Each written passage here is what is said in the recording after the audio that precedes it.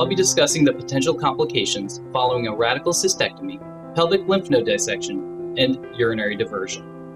While your urologist has reviewed the specifics of your particular case, my goal today is to reiterate those risks, but more importantly, explain how our comprehensive care pathway at the University of Kansas will help lessen the burden of complications and improve your chances of a smoother recovery. The most common category of complications is gastrointestinal. Specifically, ileus, or where your bowels fall asleep, is the most common complication after a radical cystectomy. This may lead to nausea, vomiting, and some patients may require a nasogastric tube, which is a tube that goes through your nose and into your stomach. Additionally, there is a risk of bowel obstruction or blockage, anastomotic leakage, which is a leak where we reconnect the two bowel segments, and bowel infections. Rarely, opening of the GI tract will lead to fistula formation, which is an abnormal communication between the bowel and skin or other organs, including the urinary tract. The second most common category of complications is infectious. Some patients may develop urinary tract infections, abscesses, which are infected fluid collections that need to be drained, and infections of the wound, which oftentimes will lead to other types of procedures. Sometimes the infections can lead to a condition called sepsis or systemic infections, which often lead to a stay in the intensive care unit.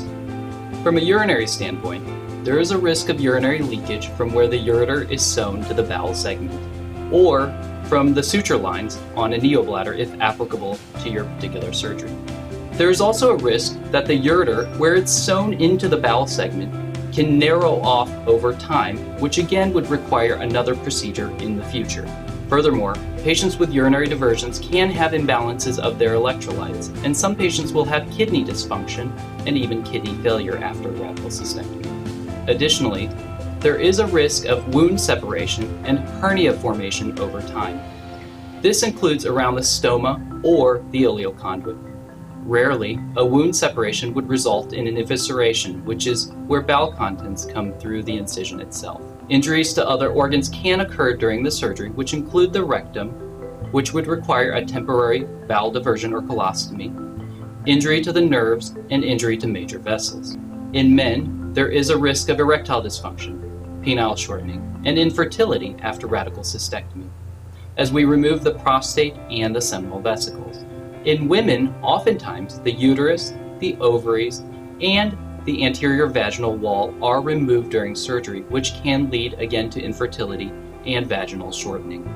Of course, anytime someone undergoes the magnitude of an operation of a radical cystectomy, there is a risk of bleeding, even requiring blood transfusions, heart attacks, strokes, pneumonias, blood clots in the legs that can travel to the lungs, and rarely death.